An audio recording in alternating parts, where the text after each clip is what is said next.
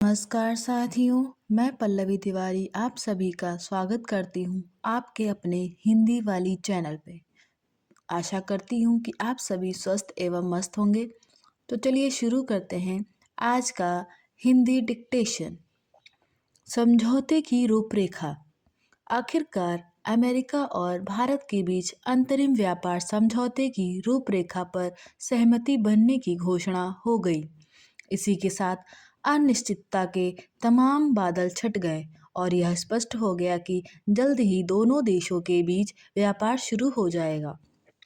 भारत पर अमेरिकी टैरिफ का 25 से 18% तय हो जाना और रूस से तेल खरीदने के कारण लगाए गए दंडात्मक 25% टैरिफ का हट जाना राहत की एक बड़ी खबर है। राहत की बात यह भी है कि दोनों देश समझौते को शीघ्र ही अंतिम रूप देने को तत्पर हैं। समझौते की रूपरेखा के अनुसार भारत अमेरिका के सभी औद्योगिक सामानों, सूखे अनाज, पशु आहार के लिए ज्वार, मेवे, प्रसंस्कृत फल, सोयाबीन तेल, शराब, स्पिरिट और अन्य उत्पादों सहित कई प्रकार के खाद्य और कृषि उत्पादों पर शुल्क समाप्त या कम करेगा।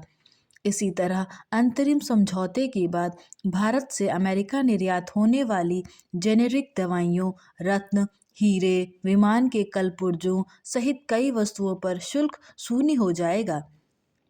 यह विशेष रूप से उल्लेखनीय है क्योंकि पहले यह माना जा रहा था कि भारत से निर्यात होने वाली सभी सामग्री पर 18% टैरिफ लगेगा।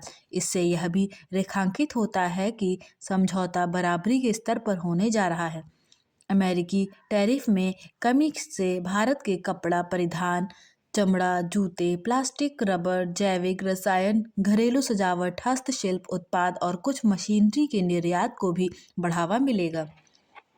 व्यापार समझौते की रूपरेखा यह भी बता रही है कि भारत कृषि और डेयरी सेक्टर को संरक्षित करने में सक्षम रहा और वे आशंकाएं सही नहीं थीं कि हमें अमेरिकी दबाव के सामने अपने हितों की अनदेखी करनी पड़ सकती है। इसकी पुष्टि संयुक्त बयान के इस अंश से होती है कि भारतीय वस्तुओं पर शुल्क कम करने के लिए अमेरिका भारत के अनुरोध पर विचार करेगा। यह भी महत्वपूर्ण है कि दोनों देश बाजार पहुंच के अवसरों को और बढ़ाने की दिशा में काम करेंगे। वास्तव में इससे ही दोनों देशों के बीच 2030 तक $500 अरब के व्यापार के लक्ष्य को हासिल किया जा सकता है। व्यापार समझौते पर सहमति की जो रूपरेखा सामने आई वह यह भरोसा दिलाने वाली है कि भारत की निर्यात क्षमता बढ़ेगी और मेक इन इंडिया अभियान को बल मिलेगा। यदि इस अभियान को सचमुच बल मिला तो भारत के तीसरी बड़ी अर्थव्यवस्था बनने का मार्ग प्रशस्त होगा और साथ ही सप्लाई चेन में भी उसकी भूमिका बढ़ेगी।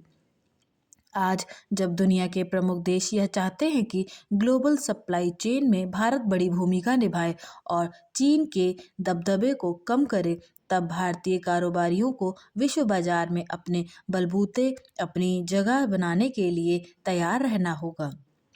आशा करती हूँ कि आपको यह वीडियो पसंद आई होगी। ऐसी वीडियोस को सुनने व पढ़ने के लिए हमारे चैनल को लाइक, शेयर एंड सब्सक्राइब जरूर करें। धन्यवाद।